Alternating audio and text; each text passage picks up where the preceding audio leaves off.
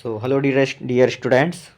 आज हम RPSC first और सेकंड ग्रेड में आगे बढ़ते हैं और एक नया टॉपिक स्टैटिस्टिक्स यानी कि सांख्यिकी स्टार्ट करने जा रहे हैं।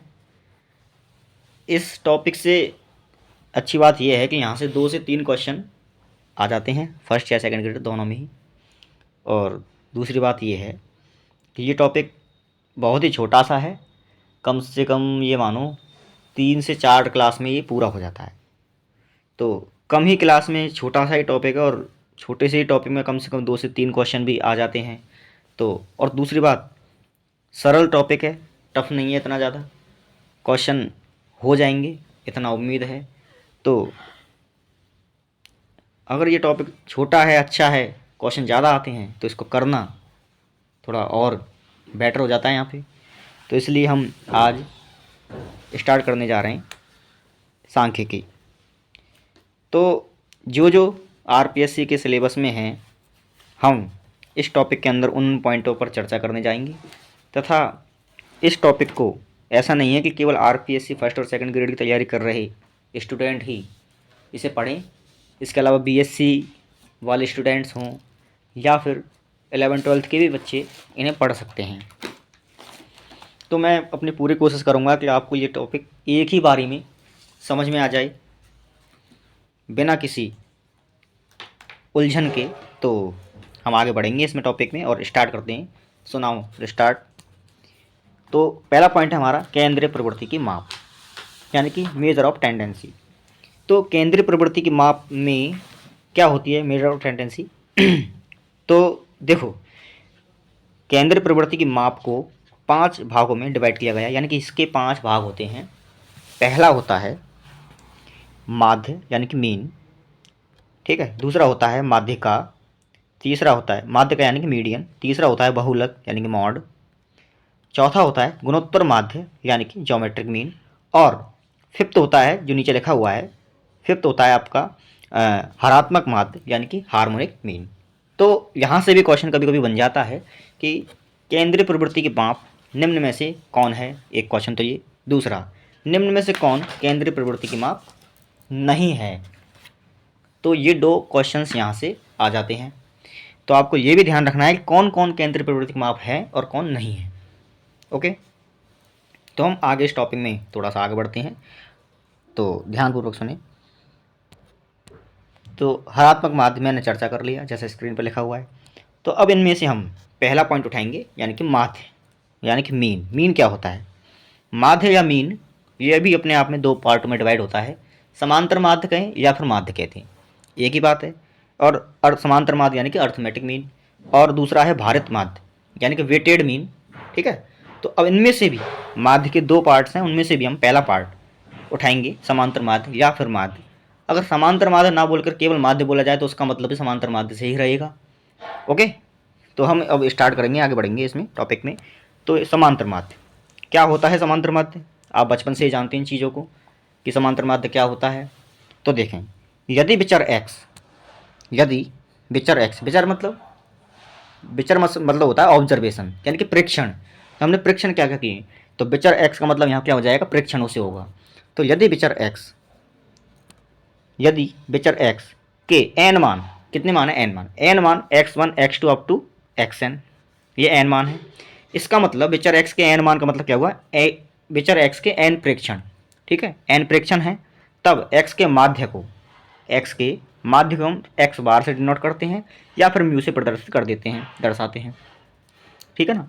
और निकालते कैसे हैं? हम बचपन से ये जानते हैं, x बार बराबर विचरों का योग अपॉन विचरों की संख्या, ये तो होता है माध्य। विचरों के योग यानी कि x के जो विचर हैं, विचर x के जो प्रेक्षण हैं वो कहाँ से कहाँ तक है? x1 से लेकर के xn तक, है ना। तो हम अगर मैं xi लिख दूँ, ध्यानपूर्वक सुने, और यहाँ क्या है? x1 plus x2 plus x3, इसी प्रकार से तो होगा। विचरों का योग क्या होता है? x1 plus x2 plus xn up to xn, ठीक है ना। तो उनको हम सिंबॉलिक रूप से एक ही बार में, एक ही पद में कैसे लिख सकते हैं? xi पर समेशन लगा दें। समेशन का मतलब क्या होता है? योग यानी कि जोड़। और i कहाँ से कहाँ तक है? i है 1 से लेकर के कहाँ तक? n तक, क्योंकि n पद है। तो 1 पुट करेंगे तो x1 आ जाएगा समेशन के कारण प्लस, फिर 2 पुट करेंगे तो x2 आ जाएगा समेशन के कारण प्लस, अप टू कहाँ तक? i कहाँ से कहाँ तक? 1 से n तक। अंतिम पद क्या आएगा? xn।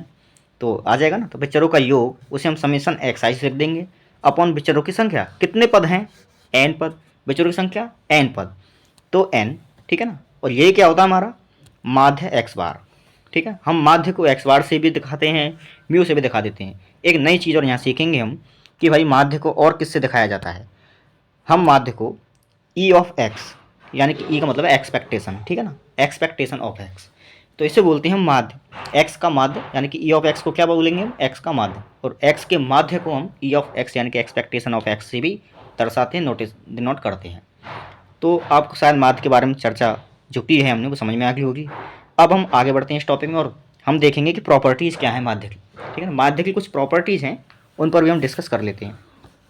तो देखें ध्यानपूर्वक सभी ये प्रॉपर्टी जो भी हैं आप इनको ध्यानपूर्वक देखें, समझें, क्योंकि इनका आगे भर भर के यूज होने वाला है। तो पहली प्रॉपर्टी है ई ऑफ सी बराबर सी होता है, मतलब सी कोई कांस्टेंट राशि है, सी कोई कांस्टेंट राशि यानी कांस्टेंट विचर, ठीक है ना, कांस्टेंट विचर। यानी कि हमने प्रेक्षण किए, प्रत्येक बार प्रेक्षण, जैसे मान लो हमने सिक्का उछाला और प्रत्येक बार मान लो सिक्का हमने 2 बार उछाला तो प्रत्येक बार मान लो हेड ही आया, है ना, हेड हेड हेड आता ही चला जा रहा है, हर बार हेड आ रहा है।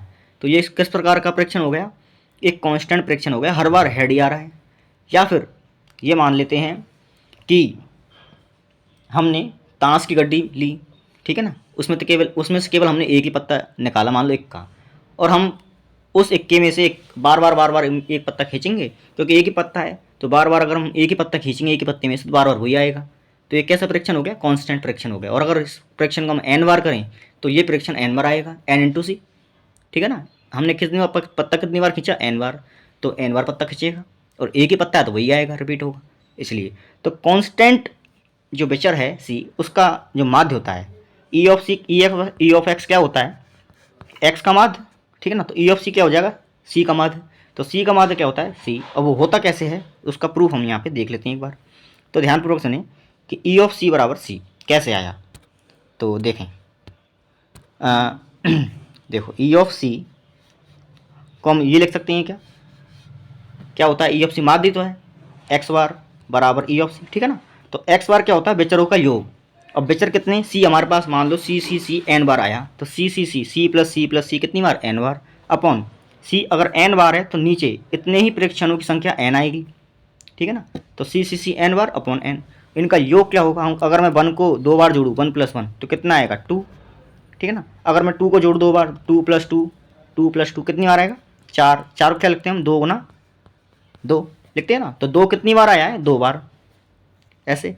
इसीलिए हमने अगर सी एन बार जोड़ा सी को, तो सी को एन बार जोड़ा, या तो एन बार जोड़ दो, इसको कैसे लिख सकते हैं हम एक ही फॉर्म में? एन इंटू सी, सही है ना। तो सी कितनी बार? एन बार, अपॉन में एन है तो एन से एन तो कट गया, क्या बचा? सी। तो ये प्रूफ हो गया इसका। तो पहली प्रॉपर्टी है कि कांस्टेंट का माध्य क्या होता है? वो कांस्टेंट खुद ही होता है। ओके, पहली प्रॉपर्टी क्लियर। अगली प्रॉपर्टी सेकंड पे बढ़ते हैं हम। अगली, ये सारी प्रॉपर्टी इंपॉर्टेंट हैं लेकिन इनमें से जो इंपॉर्टेंट है वो भी हम देखेंगे। तो ध्यानपूर्वक सुनिए। ई of A x, E of A x का मतलब क्या है? ए एक्स का माध्य, ठीक है ना, ए एक्स का माध्य। यहाँ ए क्या है? कोई कांस्टेंट है, कोई कांस्टेंट नंबर है, और एक्स क्या है? कोई विचर है, प्रेक्षण है, ठीक है ना। इसका मतलब ये हुआ, इस प्रॉपर्टी को हम कैसे पढ़ेंगे? पढ़ने का तरीका ये रहेगा कि ए ऑफ ए एक्स का मतलब हमने किसी विचर एक्स को किसी कांस्टेंट नंबर ए से गुना कर दिया, ठीक है ना। तो उसका माध्य क्या होगा? तो उसका माध्य वही होगा जब विचर एक्स का हमने माध्य निकाला और उसको हम कांस्टेंट से गुना कर दें, कांस्टेंट ए से गुना कर दें। तो किसी विचर एक्स को हम ए से गुना करके उसका माध्य निकालें, या पहले एक्स का माध्य निकालें उसको ए से गुना कर दें, ये दोनों राशि क्या रहेंगी? इक्वल रहेंगी, बराबर रहेंगी, ठीक है ना। तो ये लिखा हुआ है। इसका प्रूफ भी देख लेते हैं हम एक बार, प्रूफ पे चलते हैं इसके पे। तो ई ऑफ एक्स का मतलब ये है कि एक्स का माध्य, तो यहाँ पे ए एक्स का माध्य हो जाएगा। और एक्स कितनी बार होता है? एन बार, तो यहाँ पे ए एक्स कितनी बार होगा? एन बार। और एक्स, क्योंकि एक्स हम क्या ले चुके हैं शुरू में ही, एक्स कोई विचर है जो x1 x2 up to xn n प्रेक्षणों में बटा हुआ है, ठीक है ना, एन प्रेक्षण में बटा हुआ है। तो x की जगह तो x1 x2 up to xn हो जाएगा, और a हर बार गुना है, प्रत्येक प्रेक्षण के साथ में, प्रत्येक विचर के साथ में क्या गुना कर दिया हमने? a। तो a into x1, a into x2 up to a into xn, ठीक है ना, अपॉन कितने प्रेक्षण है? n, ठीक है ना। यहाँ सब में से हमने a कॉमन लिया, तो a कॉमन लिया और बचेगा क्या अंदर, ए कॉमन लेने के बाद x1 plus x2 up to xn, उसको हम ऊपर देख चुके हैं इन जनरल फॉर्म में, यानी कि एक ही पद में समेसन xi लिख सकते हैं। ठीक है ना, यहाँ पर i बराबर 1 to n लिखा हुआ नहीं है, इसका मतलब ये है कि नहीं लिखा है फिर भी लिखा हुआ है वो। ठीक है ना, i बराबर 1 to n, समेसन के ऊपर i बराबर 1 to n, ये क्वांटिटी नहीं लिखी हुई है, इसका मतलब ये लिखी हुई है। ठीक है ना, या मान के चलना है, ऐसा नहीं दिख रहा है इसका मतलब है वो। तो अपॉन में n, पदों की संख्या या विचारों की संख्या या प्रेक्षणों की संख्या। ठीक है ना, तो वो n हो गई। अब इस फॉर्म को, इतनी वाली फॉर्म को हम क्या बोलते हैं, x का बार यानी x का माध्य। ठीक है ना, और a तो बार है ही, a तो कांस्टेंट, इसको क्या बोलेंगे हम, इसको x का माध्य, उसे किससे लिखते हैं हम, e ऑफ x से। तो हो गया ना प्रूफ, ये प्रूफ हो गया। ओके, तो हम आज से क्या होगा कि अगर किसी विचर के प्रत्येक प्रेक्षण को a से गुना कर दिया जाए तब उसका माध्य निकाला जाए, तो वो उतना ही होता है जितना हम x का, उस विचर x का माध्य निकाल लें और उसको a से गुना कर दें, दोनों बराबर होते हैं। ओके, तो ये पॉइंट क्लियर, ये प्रॉपर्टी क्लियर। अगली प्रॉपर्टी है जैसे कि मान लो x और y हमारे पास दो अलग अलग विचर हैं। ठीक है, दो अलग अलग विचर हैं, यानी कि x क्या है, x1 x2 up to xn, और y क्या है, y1 y2 up to yn। ठीक है ना, अब इन दोनों विचरों, ये दोनों विचर हैं, इन दोनों विचरों के योग का हम माध्य निकालना चाहें, इन दोनों विचरों के योग का हम क्या निकालना चाहें, माध्य। तो वो कैसे निकालेंगे, देखो अगर मैं इनके योग को इस प्रकार से लिख रहा हूँ तो इसका मतलब क्या हुआ कि इनके करेस्पॉन्डिंग एलिमेंट जुड़ जाएंगे। इसका x1 व पद इसके इसके y1 वे पद से जुड़ जाएगा, इसी प्रकार से इसका xn व पद इसके yn वे पद से जुड़ जाएगा। ठीक है ना, और सब जुड़ते चलेंगे, तो x1 plus y1 plus x2 plus y2 plus xn plus yn जुड़ जाएंगे इस प्रकार से, क्योंकि दोनों प्रेक्षण अलग अलग हैं तो दोनों के करेस्पॉन्डिंग एलिमेंट्स जुड़ेंगे यहाँ पे। ठीक है ना, ओके, तो यानी कि e of x plus Y का मतलब क्या हुआ, x प्लस वाई का माध्य, और x प्लस वाई के माध्य को कैसे लिखेंगे हम, summation of x i plus y i. अगर केवल एक विचर होता है तब तो हम लिखते हैं समेसन एक्स आई। ठीक है ना, दो विचर होते हैं उनका योग होता है तो उसको हम एक्स आई प्लस वाई आई के रूप में लिख देंगे, सिंपल सी बात है। ठीक है ना, तो दो विचरों के योग का माध्य निकाल रहे हैं हम, तो उसके जनरल फॉर्म तो हम ये लिख देंगे। और कितने पद हैं, n पद, दोनों में n पद हैं, तो करेस्पॉन्डिंग एलिमेंट अगर जोड़ेंगे तो जुड़ करके अंतिम पद भी क्या, कितने टोटल पद भी कितने बनेंगे, n ही बनेंगे। सही बात है नहीं, अगर मान लो x मान लो दो हो, x1 कॉमा x2। ठीक है ना, y के पास भी दो ही प्रेक्षण हो, मान लो y1 कॉमा y2। ठीक है ना, दो ही प्रेक्षण हो तो करेस्पॉन्डिंग एलिमेंट जोड़ेंगे तो ये जुड़ करके एक बना देगा, एक एलिमेंट बनेगा। ठीक है ना, एक एलिमेंट बनेगा, और ये जुड़ करके दोनों फिर दूसरा एलिमेंट बनेंगे, तो टोटल कितने एलिमेंट बनेंगे, दो।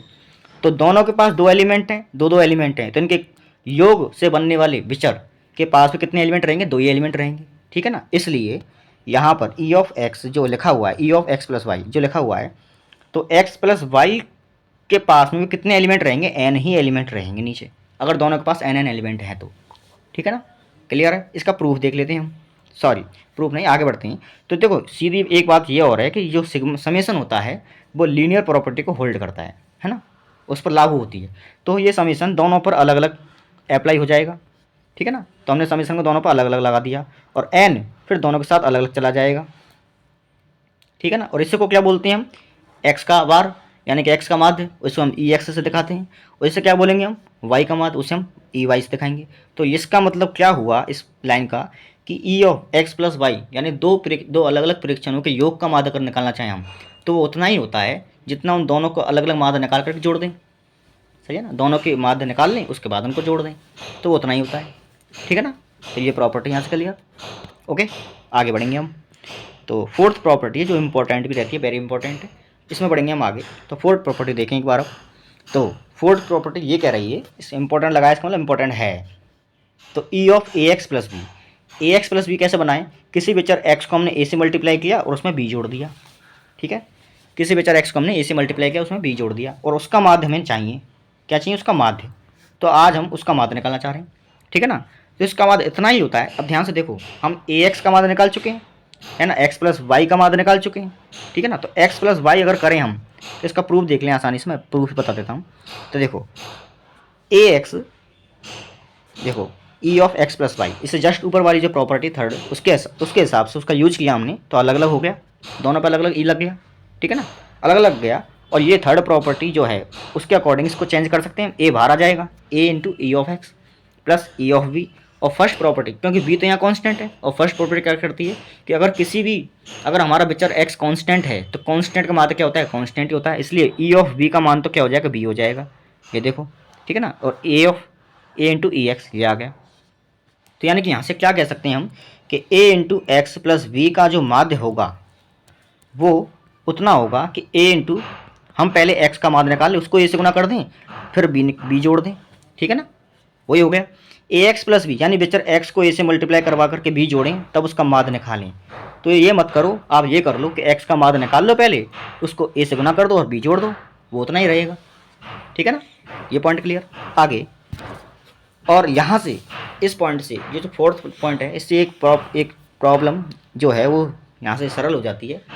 तो यानी कि आप अपने आप में ये रिजल्ट है, क्वेश्चन में भारी यूज होता है, जो नोट पॉइंट में लिखा हुआ है कि ए एम यानी कि अर्थमेटिक मीन, अर्थमेटिक मीन मूल बिंदु परिवर्तन जो बी जोड़ा गया है, अगर यहाँ पर हमने जोड़ दिया तो यहाँ पर भी जोड़ा है, देखो बाहर निकला जोड़ करके, यहाँ जोड़ दिया तो इसके जुड़ने का भी इसके माध्य पर क्या पड़ रहा है प्रभाव। यहाँ जोड़ दिया तो यहाँ पर भी जुड़ कर मिलेगा कि नहीं मिलेगा, मिल रहा है, हमको दिख रहा है प्रॉपर्टी में। तो यानी कहने का मतलब ये कि अर्थमेटिक मीन यानी कि समांतर माध्य मूल बिंदु परिवर्तन, यानी कि जो जोड़ा गया है उस पर क्या होता है, डिपेंड होता है। तथा स्केल परिवर्तन, स्केल जो होता है यानी कि हम जिससे गुना करा रहे हैं, अगर यहाँ हमने ए से गुना किया तो यहाँ पे भी ए से गुना हो रहा है कि नहीं। तो जिससे गुना करा रहे हैं उसे स्केल बोलेंगे, जो जोड़ रहे हैं उसे मूल बिंदु परिवर्तन बोलेंगे। तो जोड़ रहे हैं वो भी यहाँ पे जोड़ कर निकल रहा है, और जिससे गुना किया वो भी गुना होकर निकल रहा है, ठीक है ना। तो मूल बिंदु परिवर्तन यानी कि जो जोड़ा गया उस पर, तथा स्केल परिवर्तन यानी कि जिससे गुना किया गया है ए उस पर, दोनों पर ही समांतर माध्य क्या होता है, डिपेंड होता है, ठीक है ना। अगर हमने किसी डाटा में या किसी विचर के किसी डाटा में प्रत्येक परीक्षण में मान लो हमने कुछ नंबर, कोई कांस्टेंट नंबर बी जोड़ दिया, तो उस बी के जोड़ने से पूरे डाटा के माध्य डिस्टर्ब हो जाएगा, ठीक है ना, उसका प्रभाव पड़ेगा उस पर। अगर मान लो हमने ए से मल्टीप्लाई कर दिया, ए से मल्टीप्लाई करने का मतलब स्केल बदल दिया उसका, वो पहले जैसा था उसको हमने ए से गुना कर दिया तो वो ए गुना हो गया, ठीक है ना। तो ए गुना होने से विचर एक्स ए गुना होने से उसका माध्य भी ए गुना हो जाएगा, यानी माध्य भी क्या हो जाएगा, परिवर्तित हो जाएगा, विचलित हो जाएगा, आश्रित हो जाएगा। ओके, ये पॉइंट क्लियर है ना। आगे अगला पॉइंट है पांचवा पॉइंट, वो ये है कि देखो ध्यानपूर्वक पढ़ें एक बार तो, कि प्रत्येक विचर में एक्स बार का विचलन करके, एक्स बार क्या है, माध्य, ठीक है ना। प्रत्येक विचर यानी कि x1 x2 xn ये सभी विचर हैं। प्रत्येक विचर में हम एक्स बार का विचलन करके उसका बीजीय योग करें, एक्स बार का विचलन करके, ठीक है ना, एक्स बार का विचलन करके उसका बीजीय योग करें। बीजीय योग का मतलब होता है कि प्लस की टर्म बन रही है या माइनस की टर्म बनी, उसको तुम लगातार जोड़ते चले जाओ, प्लस की टर्म बनी, माइनस की टर्म बनी या प्लस की टर्म बनी, इस प्रकार की टर्म बन रही है। इसके मान लो किसी का मान तो प्लस का आ गया, किसी का मान माइनस का आ गया, किसी का प्लस का आ गया, ठीक है ना। इस प्रकार के मान आए, उनको सबको एक साथ जोड़ दो आप, यानी कि नेगेटिव है तो नेगेटिव के रूप में जोड़ दो। जैसे मान लो किसी का मान 1 आया, किसी का मान 2 आया, किसी का मान लो -3 आया, तो जोड़ेंगे हम इसी प्रकार से, तो इसका टोटल मान क्या आएगा, 0, ठीक है ना। इसे बोलते हैं बीजीय योग, यानी प्लस का है तो प्लस का, माइनस का है तो माइनस का, उसी क्रम में रखना है हमको, उन्हीं सिंबलों के साथ रखना है और जोड़ देना है। तो टोटल योग क्या बनेगा, यहाँ 0 बन रहा है तो 0 बन जाएगा, कुछ और बन रहा होता तो कुछ और बन जाता, प्लस का रहा होता या माइनस का रहा होता या फिर 0 आ रहा होता, 3 ही पॉसिबिलिटी है, ठीक है ना। इस प्रकार से उसे बोलते हैं हम बीजीय योग, यानी प्लस माइनस के सिंबल, प्लस माइनस गुना भाग जो भी होता है वो सिंबल, ये 4 संक्रियाएं, इन्हें बोलते हैं बीजीय योग। ओके, करने पर शून्य प्राप्त होता है, क्या करने पर, यानी प्रत्येक विचर में हमने एक्स बार का विचलन कर दिया, एक्स बार का विचलन करके हमने क्या कर दिया, उनका बीजीय योग कर दिया, ठीक है, बीजीय योग कर दिया। यानी मान लो हमने एक्स बार को, मान लो जैसे मान लो प्रेक्षण है, मान लो हमारे पास कोई डाटा है, मैं इसको एक बार साफ करता हूँ, अब बताता हूँ। देखो हमारे पास मान लो एक्स दे रखा है, उसके कुछ डाटा मान लो हमारे पास आए, 2 डाटा ही आ गए, 1 और 2, है ना। और मान लो इनका जो माध्य होगा, एक और ले लेता हूँ मैं 3, इनका जो माध्य होगा वो क्या होगा, इनका माध्य हो जाएगा 1 + 2 + 3 यानी कि 6/3, कितना हो जाएगा, 2। तो इनका माध्य क्या हो गया, एक्स बार क्या हो गया हमारे पास में 2, ठीक है ना। अब हम क्या करना चाह रहे हैं कि प्रत्येक विचलन, पहला विचलन, दूसरा विचलन, तीसरा विचलन, प्रत्येक विचर में हम क्या करें, इस एक्स बार का विचलन कर दें, ठीक है ना। एक्स बार का विचलन मतलब इस एक्स बार को प्रत्येक विचर में से घटाना है, इसमें से प्रत्येक विचलन नहीं घटाना है, इसमें से नहीं घटाना है, इसको घटाना है प्रत्येक विचलन में से, प्रत्येक विचलन में से घटाना है इसको, ठीक है। तो क्या बनेगा टर्म 1 - 2, है ना, और 2 - 2, है ना, 2 - 2 और 3 माइनस 2। ठीक है, प्रत्येक विचर में से हमने माध्य एक्स बार की वैल्यू 2 थी उसको घटा दिया, विचलन कर दिया। विचलन करने के बाद में हमने क्या करना है, इनका योग कर देना है, बीजीय योग। ये लो बीजीय योग कर दिया ना। अब इसकी वैल्यू क्या लेंगे, माइनस का 1, तो ये तो -1 है, ये फर्स्ट तो -1। ठीक है ना। सेकंड क्या है 0, तो +0। थर्ड क्या है प्लस का 1, ये प्लस का 1, तो टोटल मान क्या आया 0। ठीक है ना, हो गया क्लियर। तो किसी विचर के प्रत्येक प्रेक्षण में या किसी प्रत्येक विचर में हम एक्स बार का विचलन कर दें, यानी एक्स बार को घटा दें, प्रत्येक विचर में से एक्स बार को घटा करके उसका बीजीय योग करें, तो बीजीय योग क्या आता है, 0 आता है। प्रूफ हो गया कि नहीं। एक एग्जाम्पल मैंने समझा दिया और ये इसमें जनरल तरीके से समझाया हुआ है। कैसे समझा रखा है, यानी कि देखो ऊपर जो लाइन लिखी हुई है हिंदी में उसका मैथमेटिकल फॉर्म ये रहा। ठीक है, अब देखें एक बार समझने का प्रयास करें कि प्रत्येक विचर में से घटाना है कि एक्स आई तो क्या हो गया विचर। ठीक है ना, प्रत्येक विचर में से किसको घटा दिया हमने, एक्स बार को, यानी माध्य को, माध्य घटाना है। ठीक है ना, घटा करके उसको क्या कर दिया हमने, बीजीय योग कर दिया। और हमें क्या बताना है, इसका मान क्या होता है, 0 होता है। 0 बताना है, 0 सिद्ध करना है। तो हम देख चुके हैं कि भाई सिग्मा जो होता है, समेसन जो होता है वो लीनियर प्रॉपर्टी होल्ड करता है, तो इसलिए समेसन दोनों पर अलग अलग हो गया। ठीक है ना, अलग अलग हो गया। अब समेसन एक्स आई, इधर देखो साइड में, समेसन एक्स आई का मान क्या होगा, देखो एक्स बार क्या होता है, एक्स आई बटे एन होता है कि नहीं। तो यहाँ से एक्स वाई समेसन एक्स आई की वैल्यू निकाल लेंगे, एन अंतर गुना हो जाएगा। तो समेसन एक्स आई की वैल्यू क्या आई, एन इंटू एक्स बार। ठीक है ना। उसके अलावा समेसन एक्स बार, ठीक है, समेसन एक्स बार पिछले एग्जाम्पल में हमने 2 को कितनी बार घटाया था, 3 बार, क्योंकि 3 प्रेक्षण थे। अगर मान लो यहाँ पे प्रेक्षण कितने n, तो हम एक्स बार कितने बार घटाएंगे, n बार घटाएंगे कि नहीं। अगर देखो पिछले एग्जाम्पल में 3 प्रेक्षण लेते 1 2 3, तो हमने 2 जो माध्य था, एक्स बार माध्य था, उसको कितनी बार घटाया था, 1 में से भी घटाया था, 2 में से भी घटाया था, 3 में से भी घटाया था, तीनों में से घटाया था। कितनी बार घटाया था, टोटल 3 बार घटाया था कि नहीं। और यहाँ पर इस क्वेश्चन में क्योंकि प्रेक्षण जो है वो प्रत्येक प्रेक्षण यानी टोटल प्रेक्षण कितने माने हमने n, तो हम एक्स बार कितनी बार घटाएंगे, n बार। ठीक है ना। तो summation x i sorry x bar, इसका मान क्या हुआ, माइनस तो अपनी जगह है n इंटू एक्स बार, तो हमने एक्स बार को कितनी बार घटाया, n बार। ठीक है, और ये दोनों कट करके क्या हो जाएंगे, 0। ठीक है, तो ये प्रूफ हो गया इसका कि अगर हम प्रत्येक विचर में से एक्स बार को घटाएं या विचलित कर दें, विचलित करने के बाद में उनका बीजीय योग करें, तो बीजीय योग क्या मिलता है हमको, सदैव ही 0। ठीक है, ये इसका क्या हो गया, प्रूफ हो गया। ओके आगे अगली प्रॉपर्टी है कि यदि प्रत्येक विचर को ए से विचलित करके, अब ए कुछ भी हो सकता है नंबर, ए कोई नंबर है, तो यदि प्रत्येक विचर को ए से विचलित करके, विचलित मतलब घटा दें, तो प्रत्येक विचर में से हम क्या घटाएं, ए घटाएं। अगर हम प्रत्येक विचर में से ए घटा करके उसके वर्गों घटाएं, पहले तो ए को घटाना है, उसके वर्गों, फिर उसका वर्ग करना है, वर्ग कर दिया, वर्गों का योग, वर्ग करने के बाद उसका योग करना है, योग करने पर न्यूनतम मान प्राप्त होगा। ठीक है ना।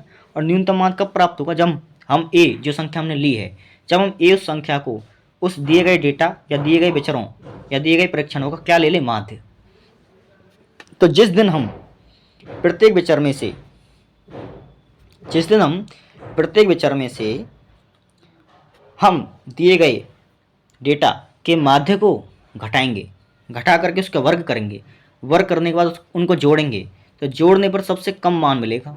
ठीक है ना। मान लेते हैं हमारे पास 3 स्टूडेंट हैं, है ना, हमारे पास एक तो कोई फिक्स डाटा दिया गया है, ठीक है ना, डाटा दिया गया है, उस डाटा का कोई ना कोई माध्य तो होगा, है ना, माना कि कोई माध्य उसका एक्स बार है। ठीक है ना। तो मान लो हमने 3 स्टूडेंट पे से ये पूछा कि भाई ये जो हमारे पास डेटा दे रखा है, विचर दे रखे हैं, हमें इसमें से क्या घटाना है, कोई नंबर ए घटाना है। किसी ने बोला कि सर इसमें से 2 घटा दो, किसी ने बोला 3 घटा दो, और एक स्टूडेंट ने बोल दिया कि सर इसमें से आप माध्य एक्स बार घटा दो इसका। ठीक है ना। तो हमने 1 घटाया या 2 घटाया, तब जो वैल्यू प्राप्त होगी, और हमने एक्स बार घटाया तब जो वैल्यू प्राप्त होगी वो उन 1 और 2 में से घटाने से भी कम प्राप्त होगी। ठीक है ना। तो कहने का मतलब ये है कि इस प्रॉपर्टी को अगर हम होल्ड करना चाहें, तो इसका मतलब ये हुआ कि अगर हम प्रत्येक विचर में से एक्स बार घटाएं, है ना, उसका घटा दें, उसके बाद उसका वर्ग करें, प्रत्येक विचर में से घटा करके वर्ग करना है।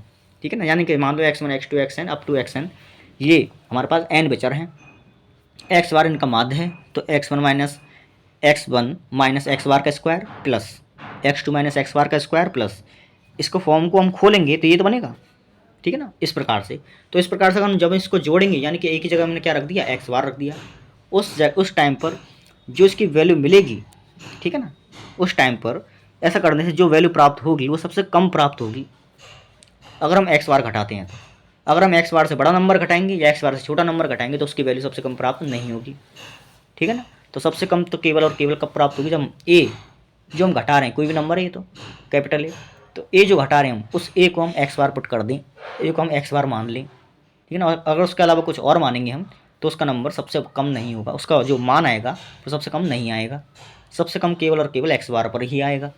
ओके, तो इसका मतलब तो ये है। तो इसका भी एक बार हम प्रूफ देख लेते हैं कि मान लेते हैं जो कंडीशन बोली गई उसको हमने मैथमेटिकल फॉर्म में इस प्रकार से लिख दिया कि हमने प्रत्येक विचार में से ए को घटाया, ठीक है ना, घटा करके उसका वर्ग कर दिया, वर्ग करने पर उसका क्या कर दिया हमने बीजीय योग कर दिया, ठीक है।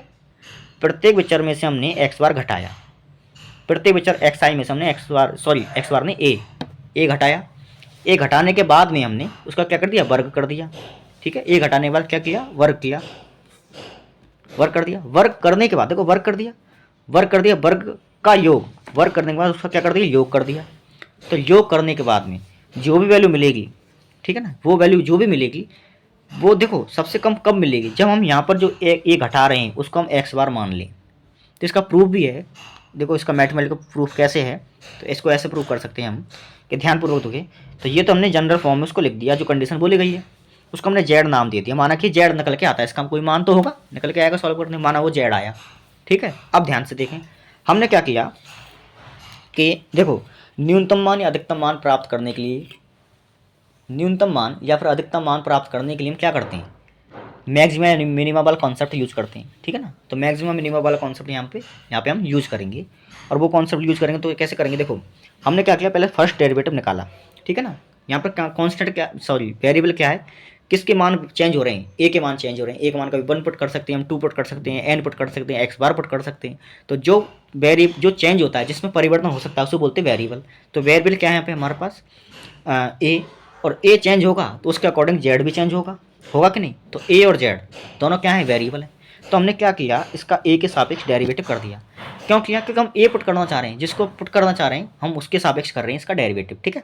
तो हमने ए के सापेक्ष का क्या किया डेरिवेटिव कर दिया, और डेरिवेटिव किया तो इसका मान क्या निकल के आएगा, यहाँ माइनस भी आएगा यहाँ पे 2 के आगे, ठीक है ना। तो इसकी वैल्यू निकल के आएगी, डेरिवेटिव तो आप करना नहीं जानते होंगे। तो कैसे किया देखो, समेशन अपनी जगह है, ठीक है। अब 2 बाहर, 2 तो बाहर आ गया, और एक्स आई माइनस ए इसका क्या निकल के आएगा, क्योंकि ये तो कांस्टेंट है, ये तो बदल ही नहीं रहा, एक्स आई तो उसका तो 0 हो जाएगा, है ना। और माइनस ए का क्या हो जाएगा, माइनस ए का ए के सापेक्ष 1 हो जाएगा, तो अंदर वाले का क्या बनेगा -1, वो माइनस निकल के बाहर आ गया ये, ठीक है। तो -2 समीशन एक्स आई माइनस ए ये इसका डेरिवेटिव हो गया। और पिछली प्रॉपर्टी जो हमने फिफ्थ पढ़ी थी उसमें ये थी, अगर मान लेते हैं थोड़ी देर के लिए ये मान लें कि हमने ए को क्या पुट कर दिया एक्स बार, ठीक है, ए को हमने क्या माना एक्स बार, मान लेते हैं कि जब ए हमारा क्या है एक्स बार है, ठीक, ए क्या है हमारा एक्स बार है, तो हमने ये प्रॉपर्टी पढ़ी थी पिछली बारी में कि प्रत्येक वेक्टर में से अगर हम एक्स बार को घटाएं और उसका बीजीय योग कर दो तो क्या आता है आंसर 0। तो ऐसा करने पर इसकी वैल्यू तो क्या हो जाएगी, केवल इसकी -2 को छोड़कर केवल इसकी वैल्यू क्या मिलेगी 0, और जब इसकी वैल्यू 0 मिलेगी तो उसमें कुछ भी कॉन्स्टेंट नंबर तो आप गुना करवाओ 0 मिलेगा, ठीक है ना। तो ये क्या हो गया 0। तो पिछली प्रॉपर्टी के अकॉर्डिंग इसकी वैल्यू 0 होती है, ठीक है ना, उस अकॉर्डिंग पूरे का मान क्या हो गया 0, ठीक है। तो यानी फर्स्ट डेरिवेटिव का मान क्या है 0। अब ध्यान सुने, यहाँ से हम पॉइंट निकालेंगे ए की क्या वैल्यू आएगी, ठीक है ना, ए का मान निकालना चाहेंगे। तो एक बार देखें एक बार आप कि हम चेक करना चाह रहे हैं यहाँ पे भाई कि ए हम क्या पुट करें मैक्सिमम मिनिमम निकालने के लिए, तो ए का मान निकालना चाह रहे हैं, तो उसके लिए हमने फर्स्ट डेरिवेटिव कर लिया, ठीक है। अब आगे बढ़ें एक बार हम, तो फर्स्ट डेरिवेटिव किया, उसके बाद देखें एक बार इसकी वैल्यू जो है वो क्या क्या निकल के आई। देखो जो समीशन के अंदर लिखा हुआ है ना, समीशन एक्स आई माइनस ए ये लिखा हुआ है, ठीक है ना, ये लिखा हुआ है। तो हम इसके बार खोलने का प्रयास करें, देखो खोलेंगे इसको हम, तो ये टर्म बनेंगी इसकी, खोलने पर ये टर्म बन जाएंगी।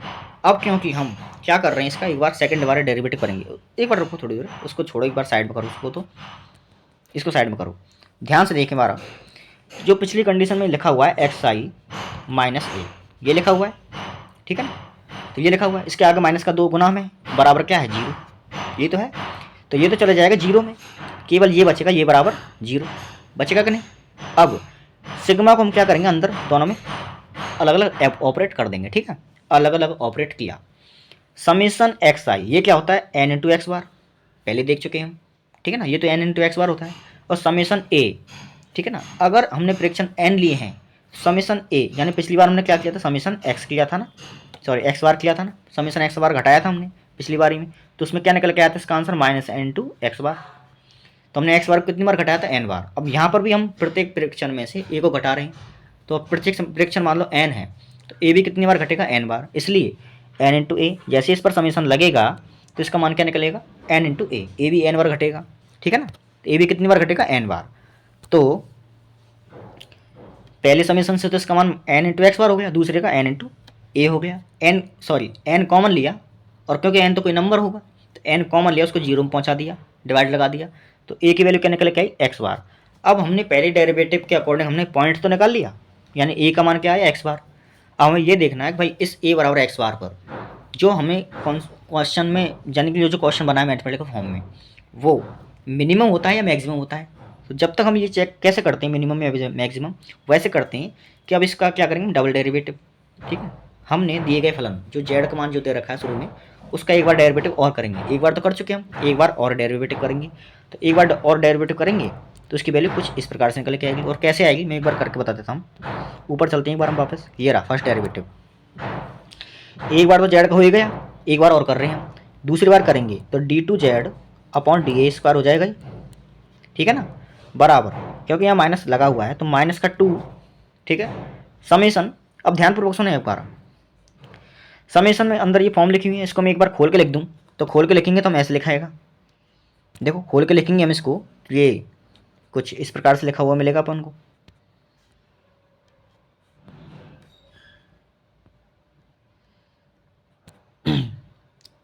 ये वो फॉर्म है ये वाली, ठीक है ना, उसको हमने खोल के लिखा ऐसे लिखा। अब हम क्या कर रहे हैं कि ये जो है समीशन के अंदर इसका तो डेरिवेटिव होगा, इसमें तो वेरिएबल ए छपा हुआ है, ये -2 तो कांस्टेंट है, तो माइनस का 2 वो तो कांस्टेंट ऐसे कैसे, ठीक है ना, नीचे देखो कांस्टेंट ऐसे कैसे, डबल डेरिवेटिव कर रहे हैं इस काम, ये रहा डबल डेरिवेटिव, ठीक है ना। तो -2 तो अपनी जगह ऐसे कैसे आ गए, ठीक है ना। इसका हमने एक बार खोल दिया, इसको फुल फॉर्म में ये खोल दिया इधर, ठीक है। अब देखो x1 x2 xn ये तो क्या है, कांस्टेंट है, फिक्स है, प्रत्येक प्रेक्षण तो फिक्स होगा भाई, प्रत्येक प्रेक्षण का कोई ना कोई मान होगा, जैसे 1 2 3 4 तो वो तो कांस्टेंट नंबर होगा, ये तो कांस्टेंट है। तो ए के सापेक्ष कांस्टेंट का डेरिवेटिव क्या होता है, 0, ठीक है ना। तो पहले टर्म तो 0 हो जाएगी, सेकंड पद जो है यानी ए इनका ए के सापेक्ष क्या होगा, अवकलन 1, और प्रत्येक ए क्या है, माइनस से गुना, तो एक कितनी बार गुना, कितनी बार आएगा, एक एन बार, तो माइनस का 1 कितनी बार, इंटू एन बार, ठीक है ना। तो माइनस का ए इंटू एक्स एन बार, तो -2 तो अपनी जगह है ये, और ये कितनी बार हो गया, एन माइनस के एन बार, इसका डेरिवेटिव निकल के आया। इसका आंसर क्या बना, 2 इंटू एन, ठीक है ना, 2 इंटू एन बन गया। एन तो क्या है, पदों की संख्या, पदों की संख्या कभी नेगेटिव हो नहीं सकती, तो ये टोटल नंबर क्या है, पॉजिटिव, 2 पॉजिटिव है, एन पदों की संख्या है वो पॉजिटिव है, तो ये टोटल नंबर क्या हो गया, पॉजिटिव, ठीक है। तो डबल डेरिवेटिव मान क्या है, पॉजिटिव। अब ध्यानपूर्वक सुने, हमें पॉइंट ये वाला पॉइंट चेक करना है, ये मिनिमम का है मैक्सिमम का है। तो अगर हम डबल डेरिवेटिव में ए बराबर एक्स बार पुट कर दें और डबल डेरिवेटिव अगर मान लो नेगेटिव हो जाए तो हम बोलेंगे कि ये उच्चतम का बिंदु है। और अगर डबल डेरिवेटिव में हम ए बराबर एक्स बार पुट करें और डबल डेरिवेटिव मान लो पॉजिटिव हो जाए, क्या हो जाए, पॉजिटिव हो जाए, तो हम कहेंगे कि ये जो पॉइंट है वो कैसा है, निम्नतम का बिंदु है।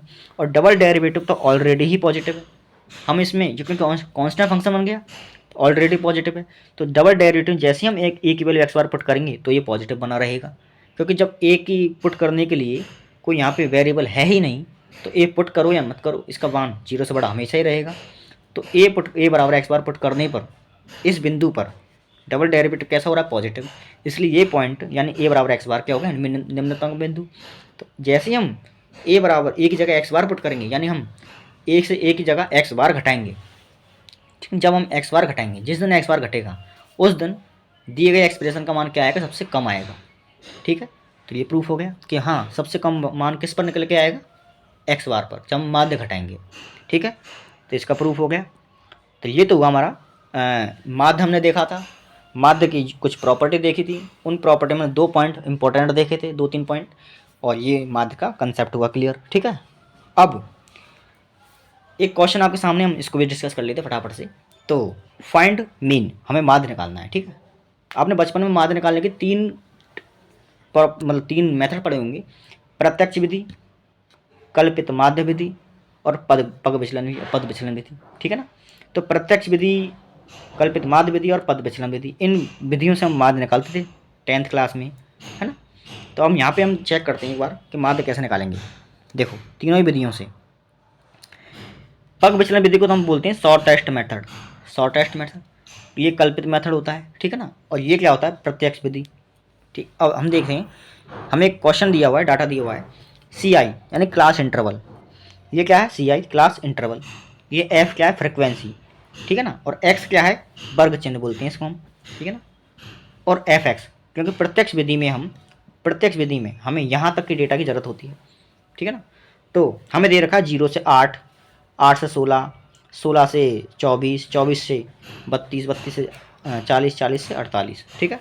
प्रत्येक का अंतर वर्ग चिन्ह, प्रत्येक का अंतर क्या है, 8 का।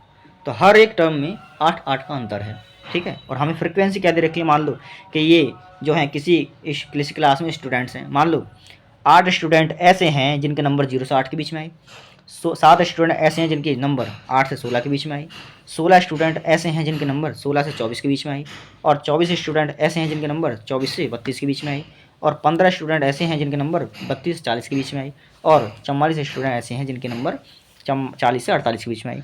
और टोटल स्टूडेंट कितने हैं, ये 77, ठीक है, इनका टोटल योग।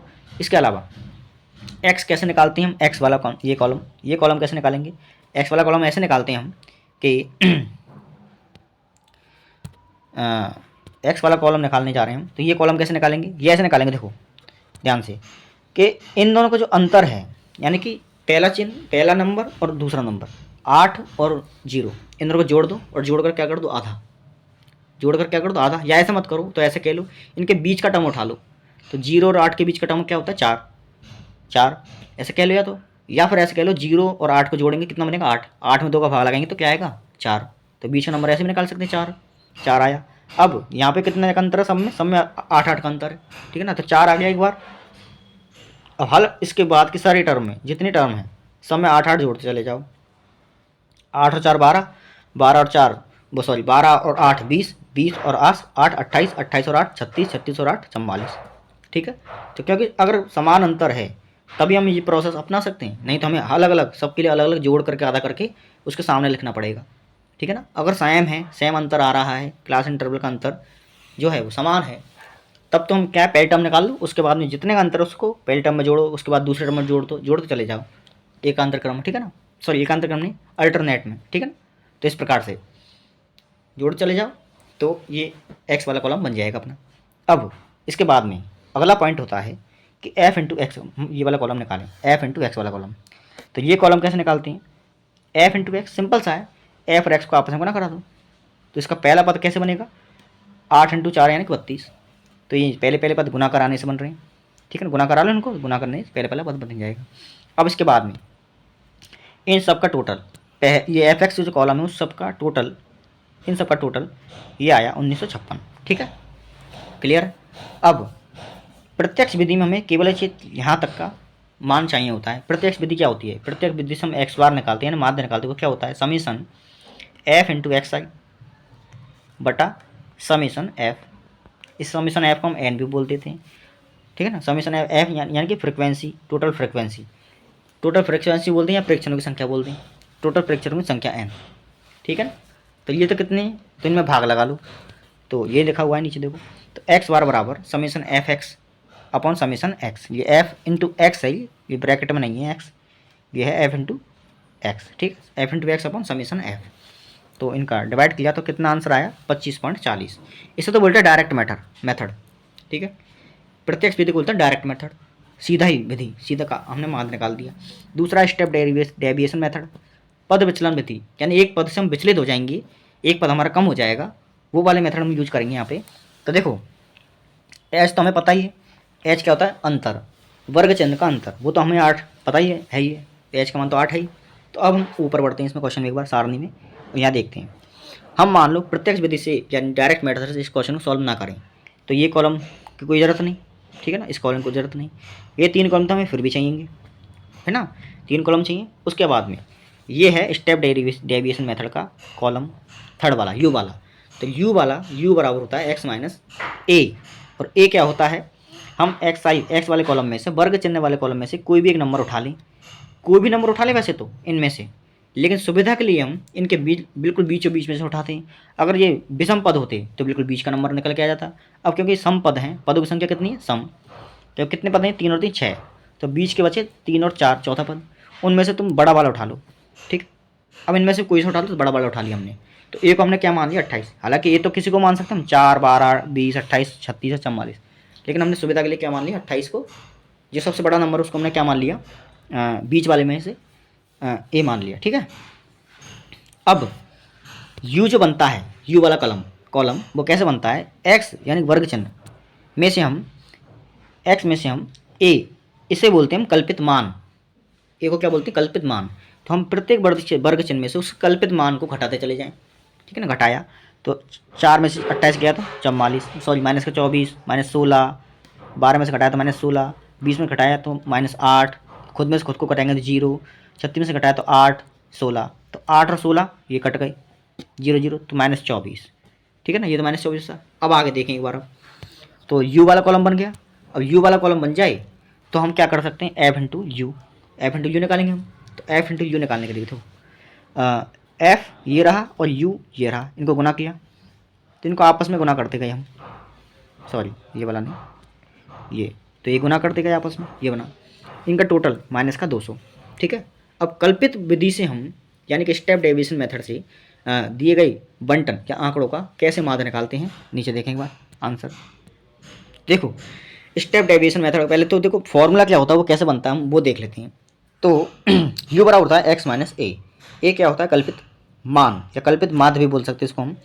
तो u बराबर हो गया x माइनस a। ठीक है ना, u क्या होता है, माध्य, यानी कि e of u, expectation of a, हमने दोनों तरफ इसका माध्य ले लिया। भाई अगर ये u माध्य है तो दोनों की तरफ माध्य निकल के आएगा, दोनों माध्य बराबर होगा, तो हमने माध्य ले लिया दोनों का, एक्सपेक्टेशन। तो एक्सपेक्टेशन जो होता है वो लीनियर प्रॉपर्टी होल्ड करता है, तो e ऑफ x हो जाएगा, और e ऑफ a, और e ऑफ a यानी कांस्टेंट का तो माध्य क्या होता है, कांस्टेंट होता है, तो e ऑफ a का तो a हो जाएगा। ठीक है ना, यहाँ है e ऑफ u। ठीक, अब क्या करते हैं हम, a को तो इधर ले आते हैं उस टाइप में, e ऑफ u की साइड में ले आए, तो ये अगले स्टेप में हमने a का क्या कर लिया, पक्षांतर कर लिया। ठीक है ना, पक्षांतर किया, इसके बाद हम देखो आगे बढ़े, e ऑफ x का माध्य वही हमें निकालना है, x का माध्य। ठीक है ना, a अपनी जगह, और e ऑफ u को क्या लिख सकते हैं, u का माध्य, f into you upon F into x. ये u ब्रैकेट में नहीं है यहाँ पे, ये f इंटू यू है। ठीक है ना, f इंटू यू, तो f into you, e of x को हम क्या लिखते हैं, e ऑफ x को लिखते हैं हम समीशन x आई बटे समीशन n, या n लिख दो केवल, ऐसे लिखते हैं, और n क्या होता है, समीशन एफ आई, ये तो होता है। इसी फॉर्मूले से हमने ई ऑफ यू को भी इसी फॉर्मूले से हमने ये लिख दिया। ठीक है ना, खत्म। तो आज से कल्पित विधि यानी स्टेप डेविएशन मेथड से हम माध्य निकालने का फॉर्मूला जो होगा वो ऐसे होगा। तो वो फॉर्मूला जो 10वीं में हमने पढ़ा था वो आता ऐसे है। ठीक है, उसमें हमने मान रखे, तो x bar, E of x का होता है एक्स बार, ए का मान क्या माना था हमने 28। ठीक है ना, इसका मान क्या निकल के आया था टोटल माइनस का 200, और एफ समीशन एफ का मान क्या था 77। इनको सॉल्व किया तो क्या आंसर आया 25.14।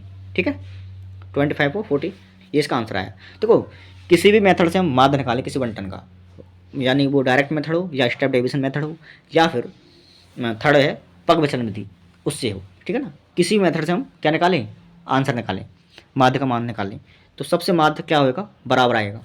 ठीक है ना, अगला मेथड समझेंगे हम। तो अगला मेथड समझने से पहले शॉर्टेस्ट मेथड जो होता है उसकी सारणी एक बार देख लेते हैं हम, उसके बाद उसके फॉर्मूले पे आएंगे हम। ठीक है ना, तो सारणी देखें एक बार।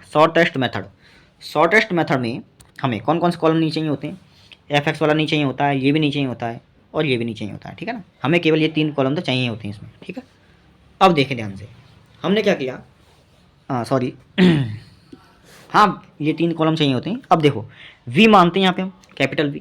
भाई यू स्टेप डेविएशन में तो हम यू मान लेते हैं, यू निकालते हैं, इसमें हम बी निकालते हैं। ठीक है ना, पग विचलन वाले मेथड में हम बी निकालते हैं। तो वी कैसे निकलेगा, देखो एक बार शॉर्टेस्ट मेथड में बी कैसे निकलेगा।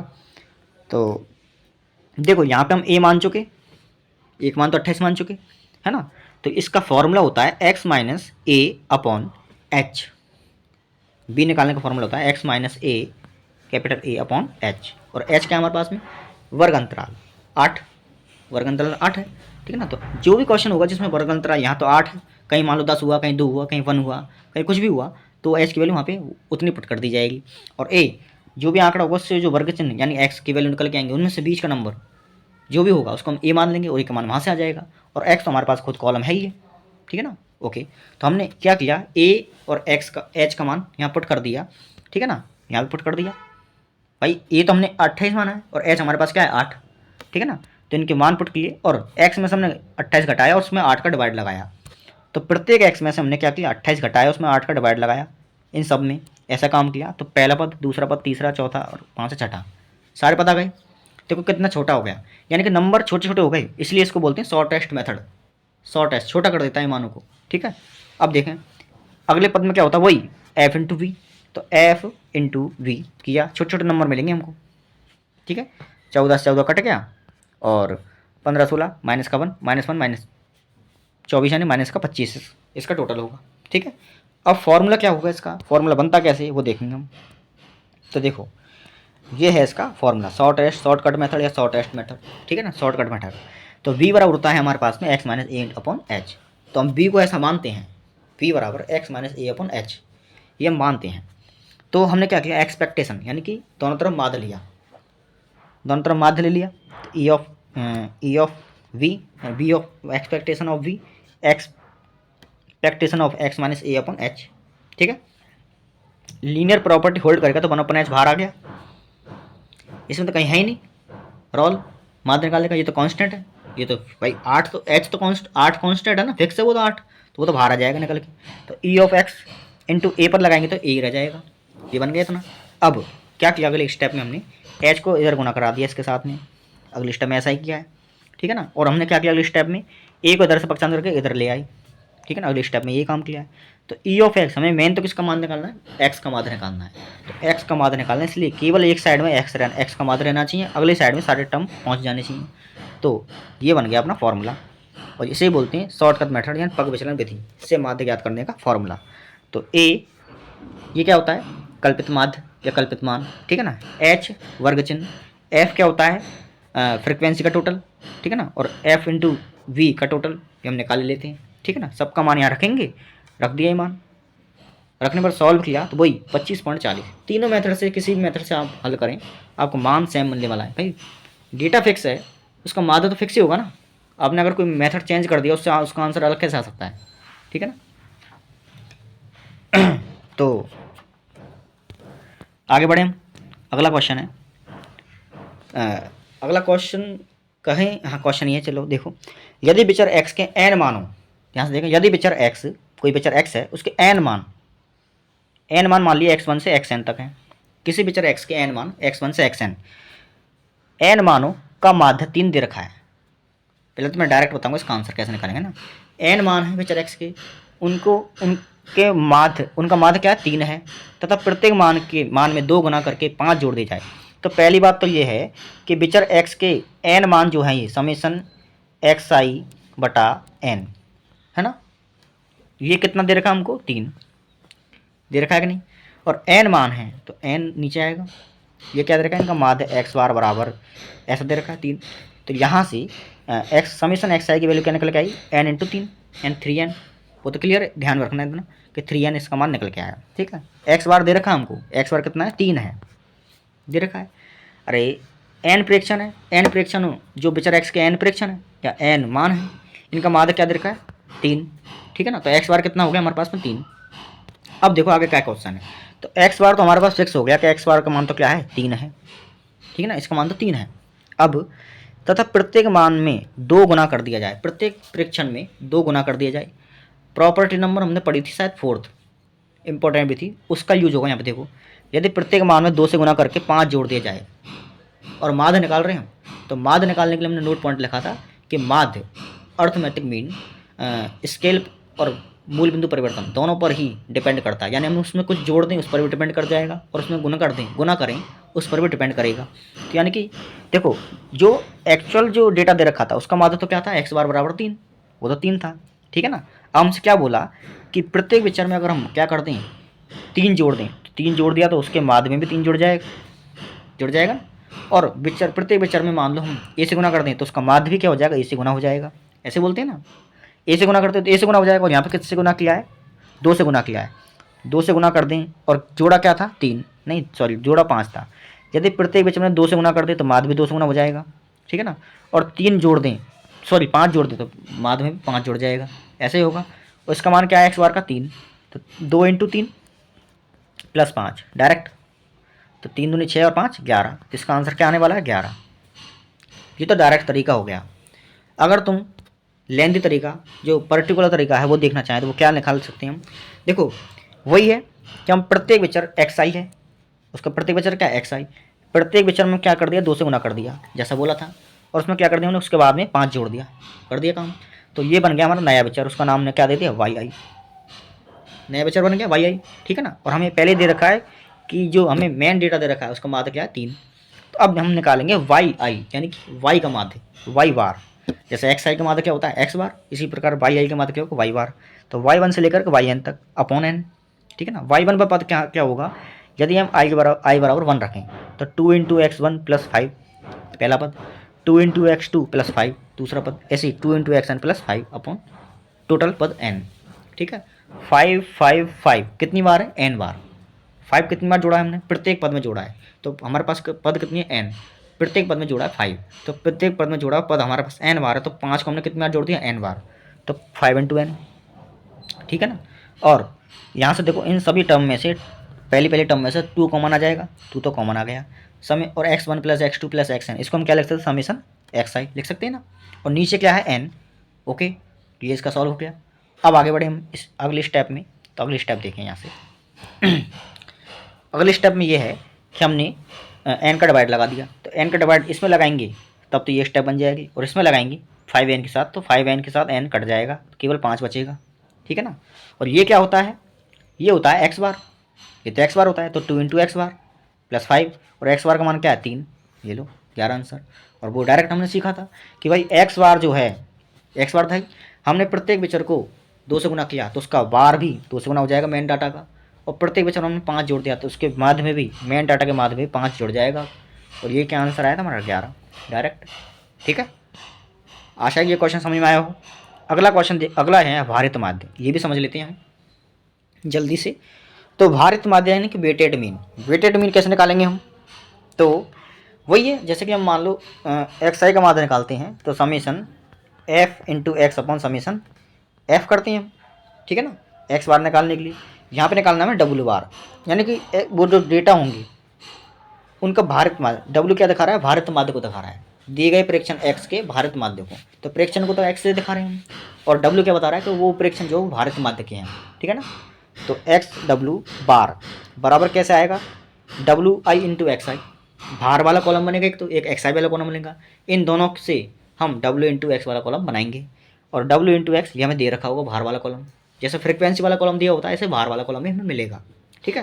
तो हम क्वेश्चन देखते हैं, तो ये तो हो गया फॉर्मूला, इससे हम क्वेश्चन का आंसर यानी कि माध्य निकालेंगे, भारित माध्य क्वेश्चन है ये हमारे पास में, उसको देखते हैं डिस्कस करते हैं।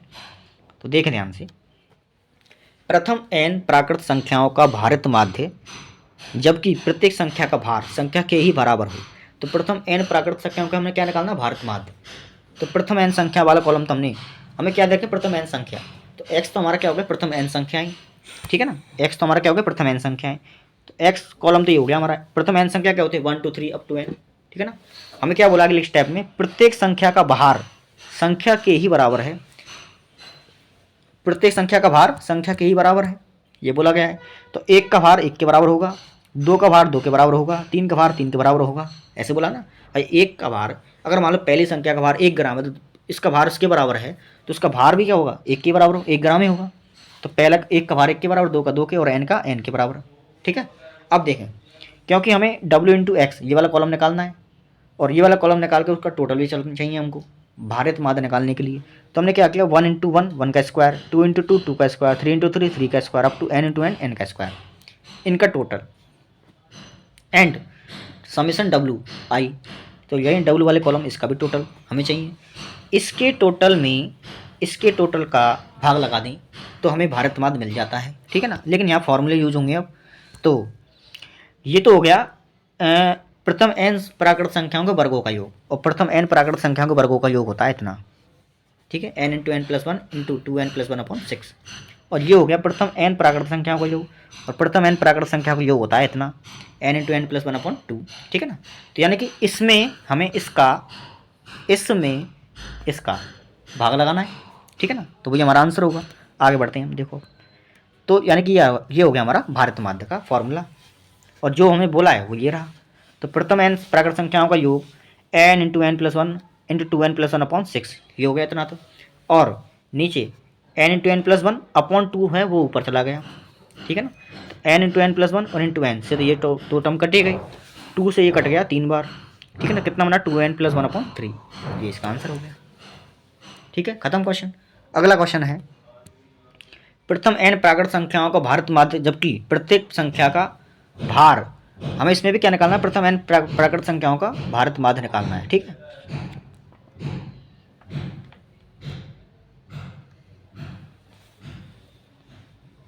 तो क्वेश्चन है अपने पास में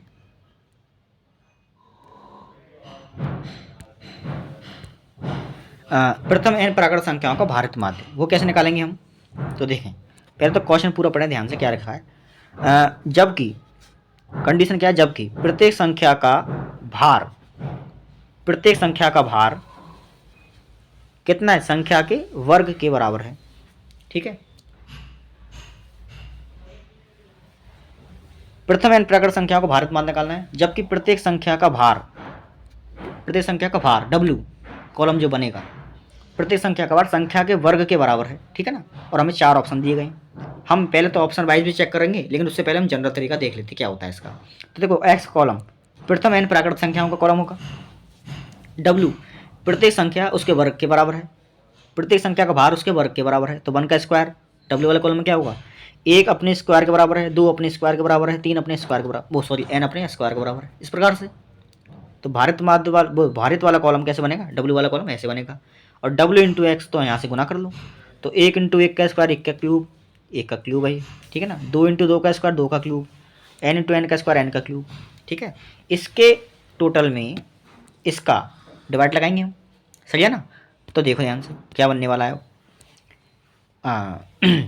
भारत माध्य x बार सब स्क्रिप्ट में W लिखा हुआ है, तो देखो x बार बराबर ये हो गया फॉर्मूला, क्यूब यानी कि प्रथम n संख्याओं के घनों का क्यूब, वो घनों का योग बटे स्क्वायरों का योग, ये तो है।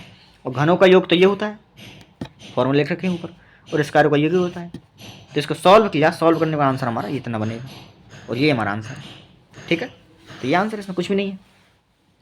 एक हो जाता है हमारा method, direct method, sorry option से हम कैसे कर सकते हैं क्वेश्चन को सॉल्व।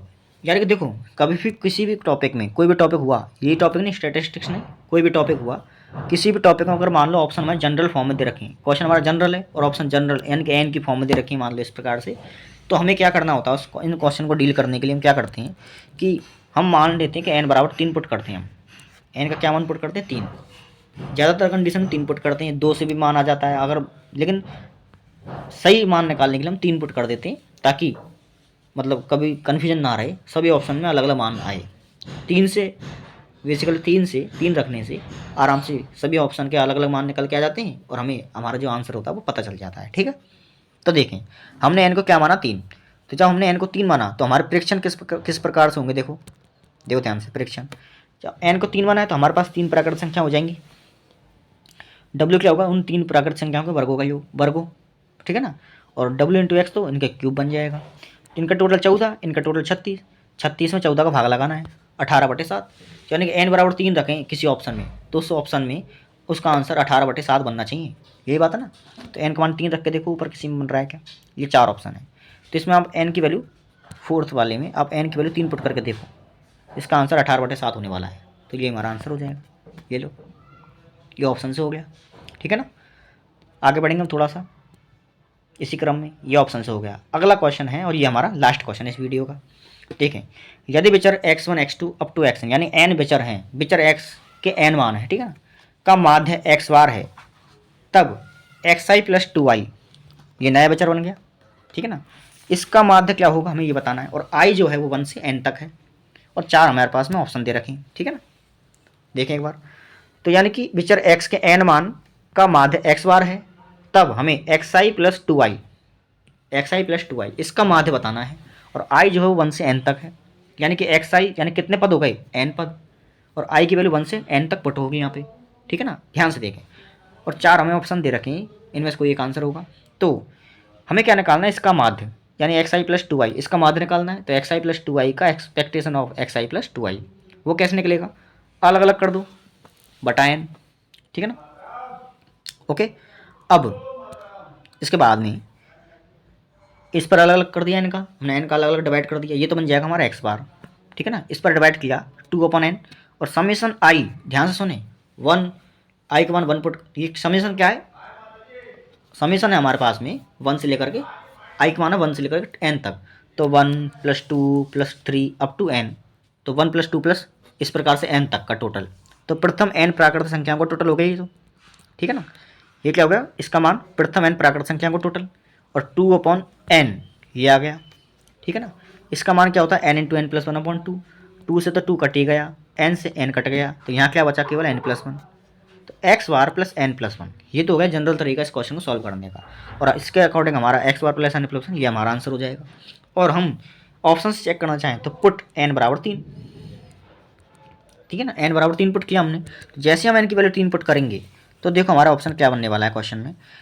तो देखें एक बार, ये रहा n बराबर 3 पुट करें, देखो n बराबर 3 पुट किया हमने, तो n बराबर 3 पुट करेंगे तो xi प्लस 2i क्या बनेगा, x1 + 2, तो क्या वैल्यू 1 पुट करेंगे, पहले तो हम 1 पुट किया तो x1 + 2, 2 पुट किया तो x2 + 4 हो जाएगा, वो 2i लिखा है ना, 2 × 2 4 हो जाएगा, xi प्लस 2i 3 पुट करेंगे तो xi तो हो जाएगा x3, और 3 पुट करने से 2 × 3 हो जाएगा 6, ठीक है ना, 3 पुट करने से, और कितने पद हैं टोटल 3, ठीक है। तो x1 + x2 + x3 बटा 3, ठीक है ना, 2 और 4 6, 6 और 6 12, 12 बटा 3, ठीक है ना, ये तो हो गया 4, और ये हो गया क्या हो गया, x बार, भाई 3 संख्याओं का माध्य देता है तो x बार हो गया ये, तो ये तो हो गया x बार, और ये हो गया 4, तो यानी कि n बराबर 3 पुट करने पर x बार के बाद में जो सेकंड पद है उसका मान 4 बनना चाहिए। ऐसा कौन सा ऑप्शन है, देखें एक बार, ऊपर जाएं हम एक बार, तो हमारे पास में किसी एक ऑप्शन में n की वैल्यू 4, n की वैल्यू 3 पुट करें तो x बार के प्लस में 4 बनना चाहिए, तो यहाँ पुट करके देखो n की वैल्यू 3, 3 और 1 4 हो जाएगा यहाँ पे, तो ये हमारा क्या हो जाएगा, आंसर, करेक्ट आंसर हो जाएगा, ठीक है। तो आशा करते हैं कि आपको ये वीडियो अच्छी लगी और जितना बताया गया है वो सारा कुछ समझ में भी आ गया हो, और अगर ये वीडियो अच्छी लगी है, समझ में आ गया है, तो इस वीडियो को लाइक कर दें, दोस्तों के साथ शेयर कर दें, और चैनल को सब्सक्राइब कर दें। और अगर कोई चीज़ समझ में नहीं आई, इस वीडियो का अगर कोई पॉइंट ऐसा है जहाँ पर आपको कुछ दिक्कत प्रॉब्लम हुई है, तो आप उसे मेरे साथ डिस्कस कर सकते हैं। आप कमेंट में उसको लिख सकते हैं कि यहाँ पर ये पॉइंट में कमी रह गई है, मैं उसको पूरी करने के लिए बहुत अपनी तरफ से पूरा प्रयास करूँगा। Thank you so much for watching this video, thank you.